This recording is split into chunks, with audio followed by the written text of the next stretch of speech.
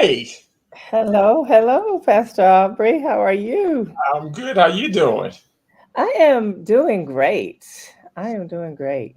Welcome to Bob Doc. We're so glad you're here today. What a blessing it is to have all of you join us today. We have an exciting topic today.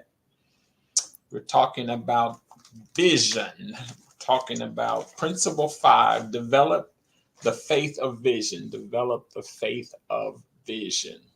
So, we are excited to be here, praying for Sister Melanie. We're not sure where she is, but we're grateful that wherever she is, God has her covered. Absolutely. Amen. So, how has your week been? You've had a lot going on. You want to tell us a little bit about it? Um, oh, yes. Well, this week, Sunday night, me and Anthony flew out to Vegas. He's at a conference here. So he's been working all day and I've been here taking advantage of the opportunity to rest, completely rest. Okay. We've had my son experienced a loss. The last week of school, two girls were in an accident in which one of them died by the time they got to the hospital. And then the other, she survived for a little while and not this Sunday's past, but the past Sunday she actually passed, and that was someone that he was close to. So I've been helping, trying to really monitor his grieving process and help him through this season in the best way that I can. So yeah, that's probably been my biggest hurdle in this season right now. Okay. What is the what? How would you counsel someone who is trying to help their teenager go through this process? What were some of the lessons you learned, and what was something that you could pass on? Um, and I think it's really I can't you can't really counsel your family, and it's just hard, especially when it's your watching your baby, right, go through this grieving process. We've lost family members, and he's used to, he's had that experience. Also, you never get used to losing someone, but this is a close friend in which he's been friends with since kindergarten because they were in the same um, program. The only thing that I can do is be present, right? I'm allowing him to go through this season, but he's not going through it alone. So he has me and he has his friends, right? So I'm encouraging him to stay connected and reach out. He's had an opportunity. He's connected with her father, so he's reached out directly to him and her siblings. And then one of the things I think that's the most important thing is to think about the memories that bring smiles and laughter to you in the season. And so one of the things that I think keeps him encouraged, and he came to me, he was like, Mom, I guess it was the week before or the week of, they hadn't talked in a while, and he ran into her in the hallway.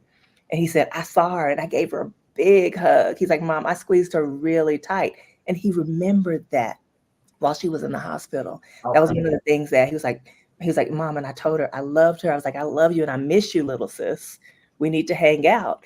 Okay. So they had planned on hanging out that weekend, Okay. but he is happy about the fact that while she was here, he had an opportunity Yeah, to okay. hug her, to tell her he loved her, and because they hadn't hung out in a while, to tell her that he missed hanging out. So he let her know that she was valuable in his life. And so I would just encourage, parents, anyone who's encouraging someone who has gone through a loss to look at those moments.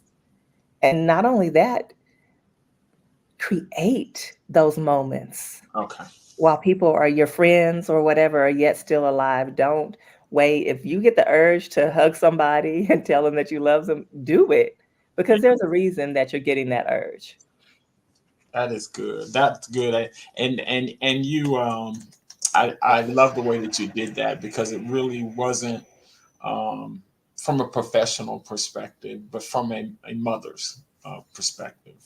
And so many of us are experiencing those kind of things and saying, so I'm not a professional. What do I do? And what you just modeled for us was what a mother will do and or a father can do. Yeah, I mean, it was difficult. When he first found out, he broke down and he came into our room. AJ actually got to him before I did, brought him in the room, and he laid on the floor and just laid in my arms crying. I couldn't say anything, but I just held him. I just held him. And there was a couple of nights where he woke up with the same thing, and I just let him lay there, lean on me, and held him. And that's all we can do. Yeah, Be present. that's good. Well, we're going through right now in the month of June. We're doing our anniversary, 20th year anniversary, and so it is. It's such a blessing. Sunday was a blessing to have my brother of of 40 years. We've been knowing each other 40 years. I was going to say, y'all old, but Yeah, and seasoned is the whole word, right? Seasoned. yes, and to celebrate with him, and you think about the 40 years and all the challenges we've experienced, and the people who have gone on, who we've been connected with, and just the growth he's celebrating.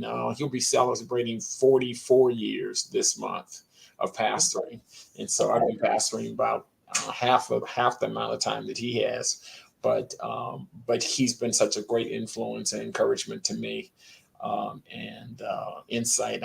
The message on Sunday was, I think, right on time. I think it fits into even what we're going to be talking about today, which is the principle 5, developing the faith of vision. So so thank you for sharing, and let's jump into this. Let's jump into this. Uh, Absolutely. Well, before we go, right? So one thing that I said is don't hesitate to tell people how you feel. Jonathan posted, he said, "Love you, Dad. Love mhm. you, Katrina. We love you too, Jonathan. And it's good to be back here with you." So I didn't want to for us to move forward without I mean, acknowledging. yeah, yeah. He's been dealing with some health challenges, but we're grateful that he's pretty faithful with Bob Talk, and so want to just begin with this statement that just have some comments on, and it just says, sight is a function of the eyes, while vision is a function of the heart. Sight is a function of the eyes, while vision is a function of the heart. Why don't you explain or expound upon what Miles Monroe meant by that? Well, so in listening to him, and then my understanding of what this is we can like sight is laying our eyes on what we can see, what is before us. I'm looking at you here on the screen. I'm looking at the words that are typed. I can see those things visibly, while vision is a function of the heart. And when you think about vision, I could just use Bob Talk, Pastor Aubrey, as an example, where we didn't know how far it would go, who it would touch, but what you knew when you had the vision for Bob Talk is that we would walk along people in the seasons that they were in. And that was a vision. And that vision started in 2020 and it's grown. And so we had the opportunity to walk alongside people in difficult seasons in their lives. And with vision, you're able to do that with just one idea, right? And so you may not see it, you may not know how it's going to happen, but vision is something that you know and you feel in your heart. It's meant to take place and it will take place. So vision sees things that have yet to happen, but you feel and you know that in your heart they're going to happen. So I don't know. Oh, that's good. No, that was really good. And he goes on to say that the ability to see things as they are, while vision is the ability to see things as they would or should be. And so it's the difference between reality, physical reality and spiritual reality. Oh, yeah. And sometimes we try, I believe as believers, we believe that they're equal. So what I see is real, but what I envision is real too.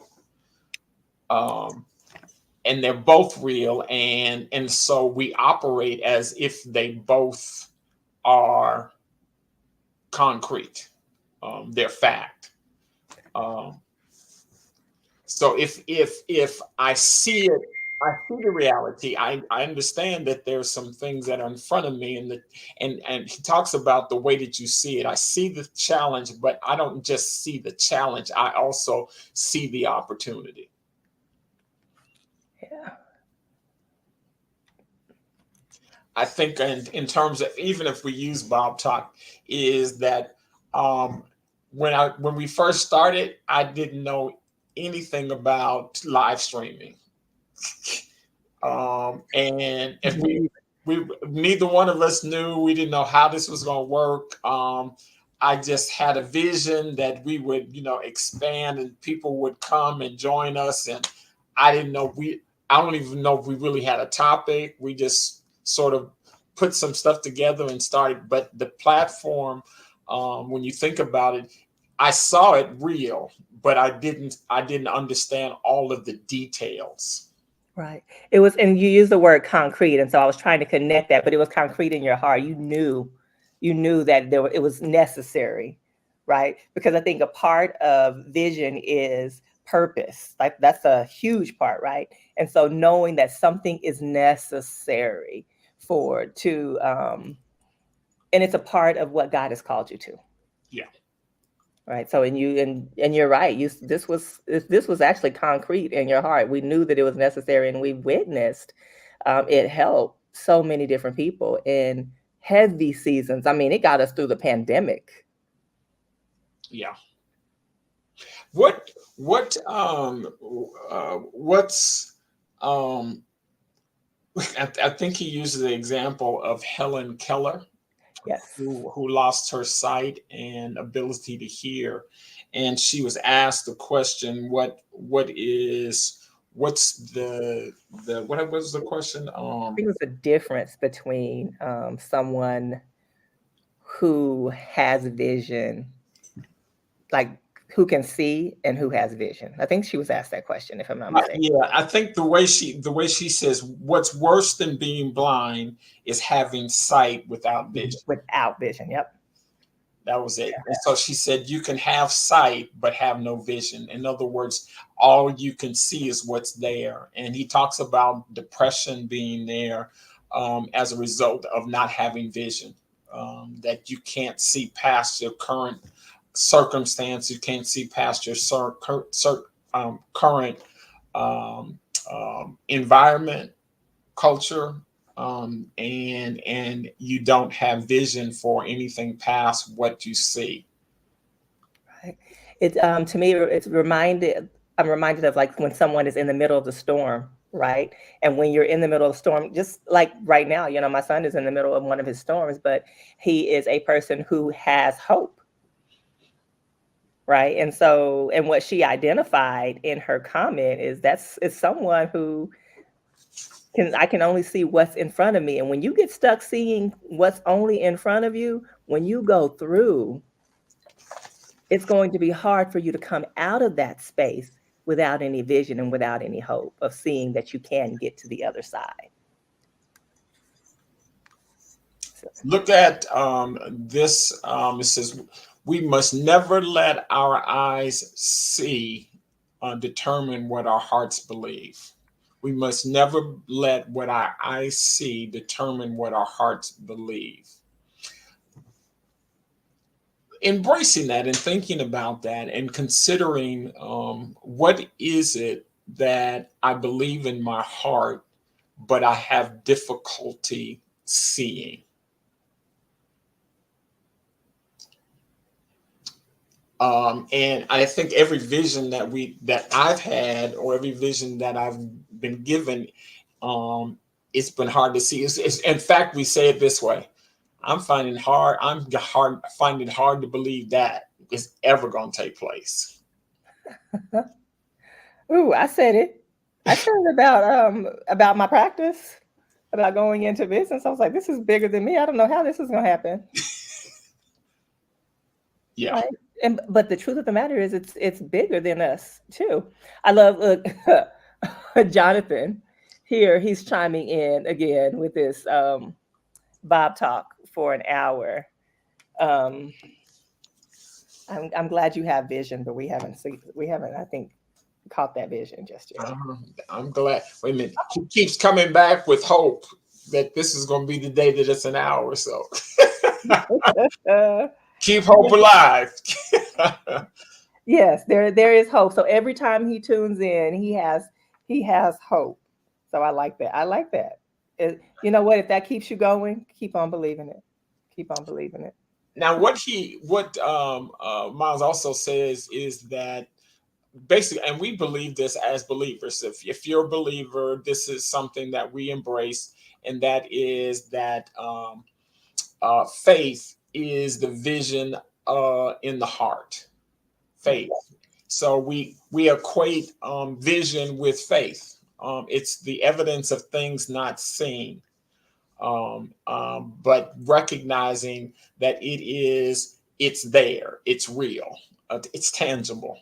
Um, and so, as we think about faith being the vision of the heart, we identified that it vision sight, and this is what the key identifies: sight without vision is dangerous, uh, because it has no hope. Yeah. Tell me, Pastor, why do you think he said it's dangerous though? Because you are constrained or confined to your current state of being. Yeah.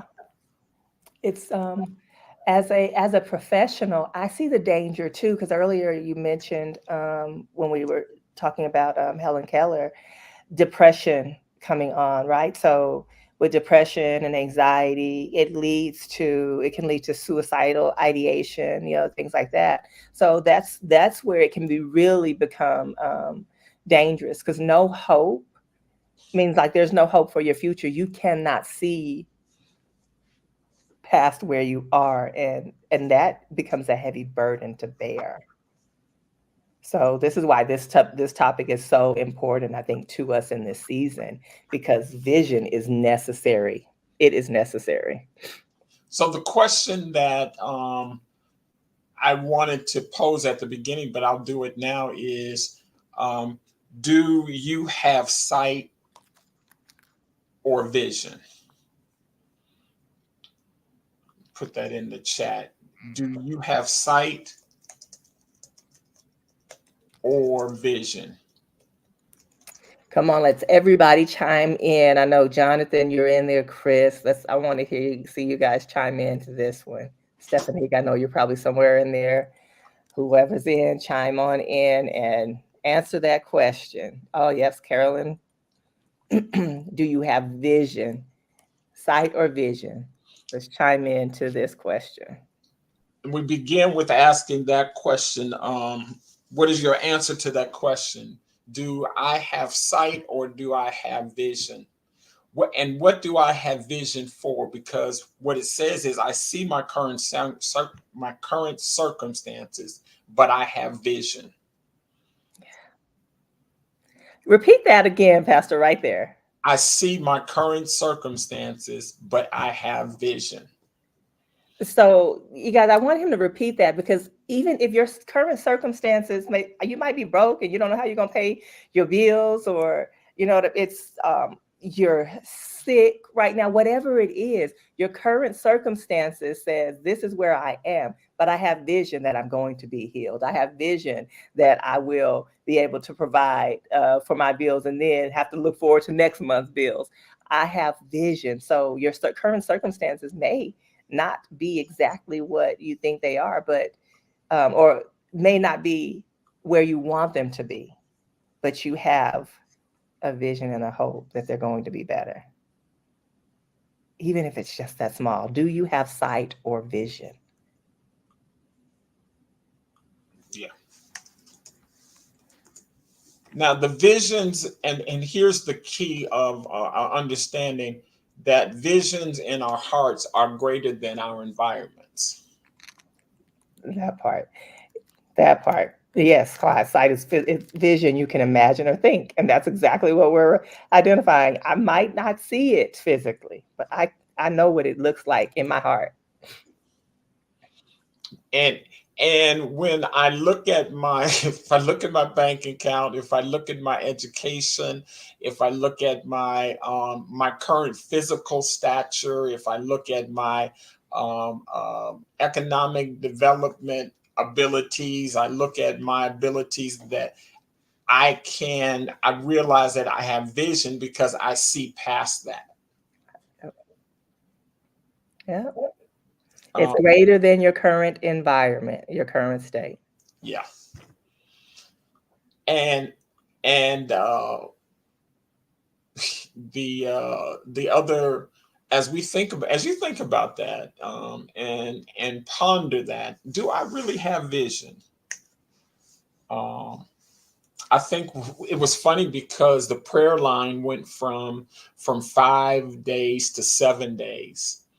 And I had vision that, um as we began, it was like, okay, can we do this? And we started where we were.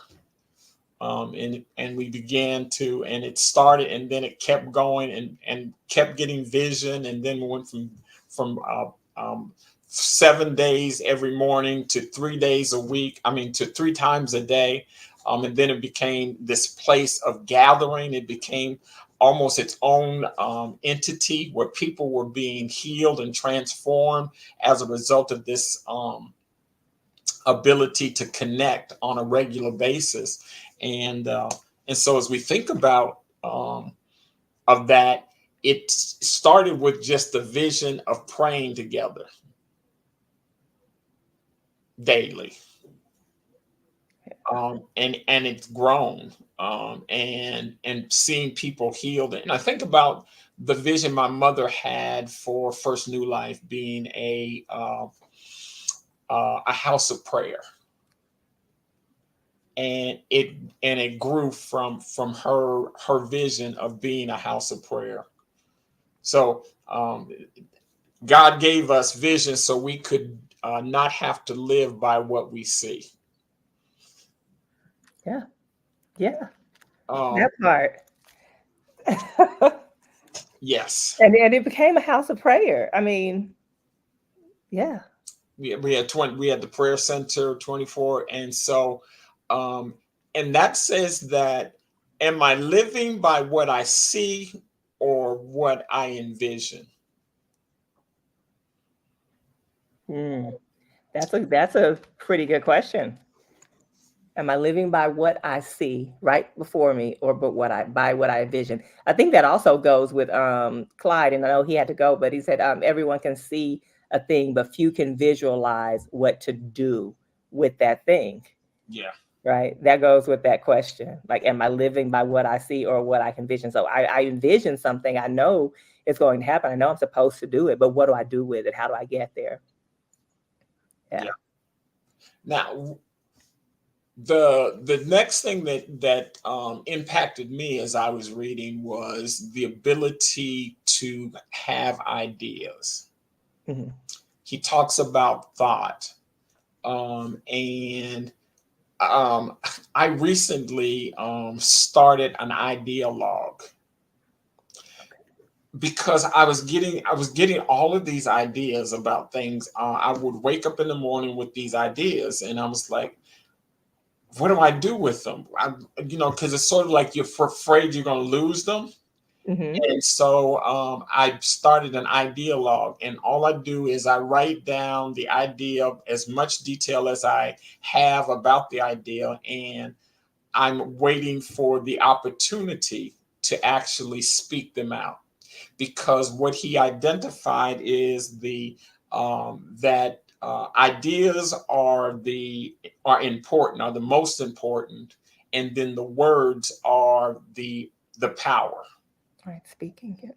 Right. So he said, so the two things are happening. So your idea is important. So ideas that you have are important. Don't lose them. Those most important things, idea. He identified that God created, and when we talk about Genesis, that he thought and then he spoke.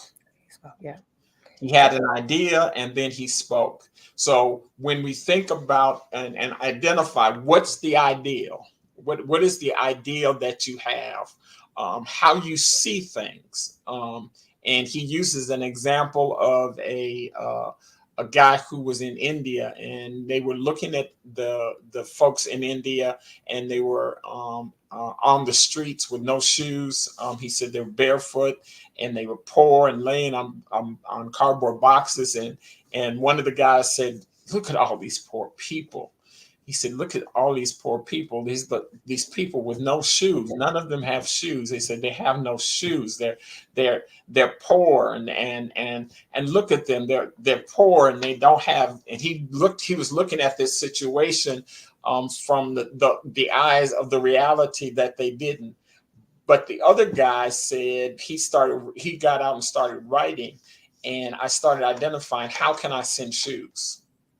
Yeah. How, Well, and how can I? He said, I see feet that need shoes. that part I was getting ready to say. So he saw opportunity, whereas the other person saw a problem, right? And I think that's what, and even with what you're saying, Jonathan, too, it's identifying instead of focusing on the problem, what are the opportunities to address and fix and change that problem, Yeah, right? It's if you see it, then God has placed it within you to be able to come up with an idea to change it,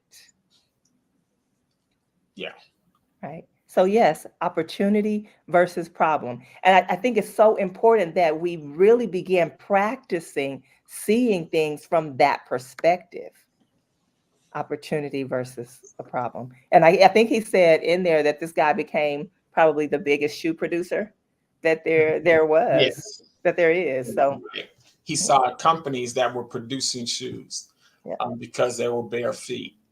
And what Miles says is thoughts design a future, but words create the future. So as we think about what do I see, and let me put it into words. Let me put it into a picture. Let me put it into a structure, because those words that create that future. Now, what was really powerful to me, I'll jump to it, is the last part of the book. Miles Monroe, who some of you know, was killed in a plane crash with his wife and a number of other people from his ministries. But what he said, he was told, the Lord instructed him and told him to write a book. And he said, "I want to write a book." He said, "I enjoy teaching. He said, I'm enjoying what I'm doing. I'm seeing the fruit from it." And he said the Lord kept dealing with him on it. And he said, and finally, other people were saying, "We want your book. You need to write a book. This is really good, all that you have." And here's what he says: "I felt as if the Lord was saying to me, if you do not write, what you know will die with you. with you. Hmm. If you write down the ideas that I've given you, however, your words will live on after you're gone." That was, I mean, almost, if I could cry, I would have cried. No, but I have Yeah. this eye issue. But I remember being there, hearing him speak. I had opportunity to sit under him a number of times. But when he said that, it's like, if he had not written, if he had not put it down, if he had not spoken it, because he had the idea, he actually spoke it, but he also wrote it down. And for those of you who have ideas, those ideas are powerful. Those creative ideas come from God. And when you think about that, it says that it's designed for the future. But the words create that future. So you could die with an idea. Yep. Pastor, I have a question. When did you begin your ideologue? I started that. Um, it's been about 2, 3 months ago. How long have we been in this book? Oh, about 2, 3 months ago, something like that. Yeah. Right. And so, and the reason why I asked that question is because I also heard you say that you got an opportunity to sit up under Miles Monroe's teaching. Yeah. And you now, because he was obedient and he began to write down his ideas and he began to write books, you were reminded of that years after his passing, even though you got an opportunity to sit up under his teaching. Right. Yes. Yes. And So I mean, it's far greater than what we can imagine, guys. God knows exactly what He's doing. He knew that Pastor Aubrey would be sitting here talking to you guys in this season about this book, but He also gave him the opportunity in this season to begin writing down his ideas, writing the vision, making it plain. We've been talking about that, and this week we've been on faith. So it's this is big. So I want you guys to really make sure that you're answering the question about vision and sight and actually really going beyond and seeing what it is that God is calling you to. and one of the things I want to encourage us, especially given what Bob Talk was designed for, is to recognize that even the problems that you're experiencing, the difficulties that you may be experiencing, um, that it is a place where you are able to recognize that it is by faith that I see my problems as opportunities. Yeah.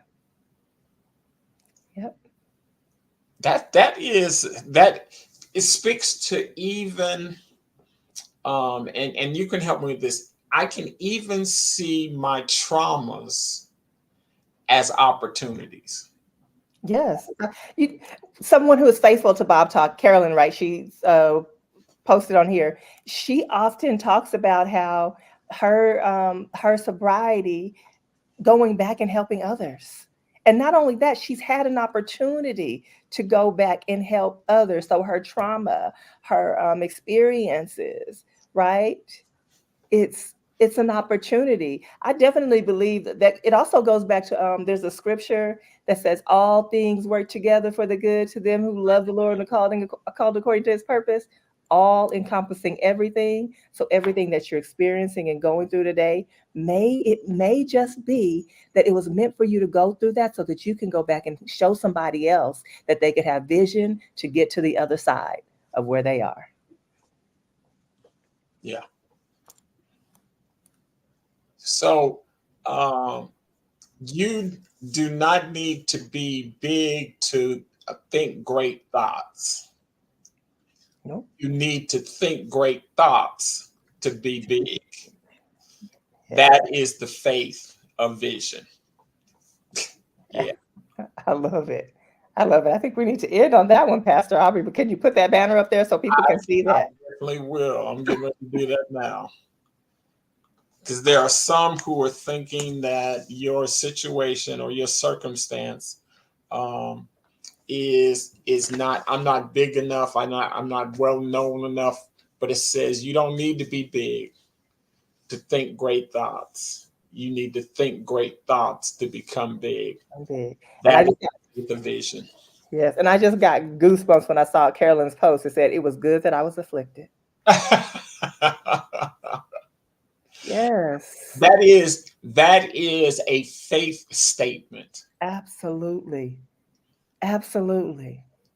And so that faith statement that's a faith statement that you have vision. Like I know this was for a purpose. Everything that I've gone through, everything that I've experienced was for the purpose that God called me to. And now keep in mind that he didn't want us to go through and experience some of those bad things that we've experienced. But what he says, guess what? Because I called them, I'm gonna use this too. I can use So that. I can use not no, not just I can. I'm gonna use this too. So y'all better get with the vision, get with the plan, and just move forward with what God is calling you to. So Yes. So what I'm encouraging you to do is, in as we come to a close of this time, is to um, choose one aspect of your vision and practice speaking the words of faith regarding it.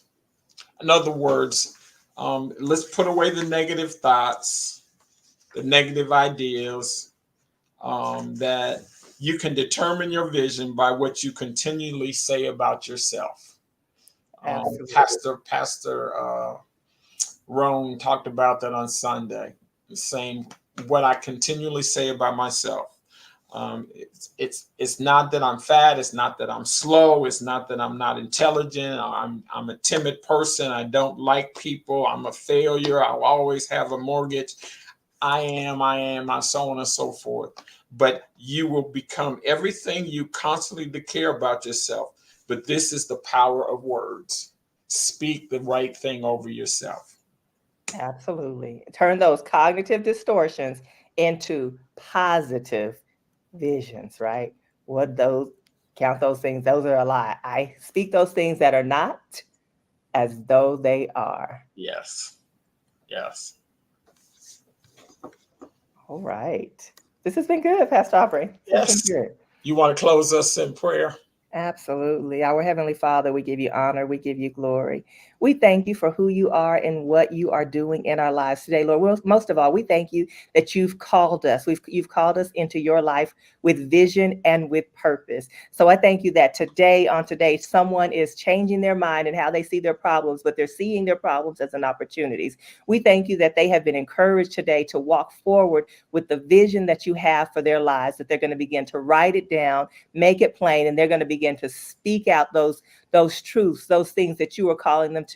We give you honor, we give you glory, and we thank you for what you are doing in this season. In Jesus' mighty name we pray. Amen. Amen. Well, we are so grateful that you have joined us today. This has been a tremendous blessing to me. Hopefully, it's been a tremendous blessing to you too. We'll see you next week at this same place at the same time on Bob, Talk. bye everyone.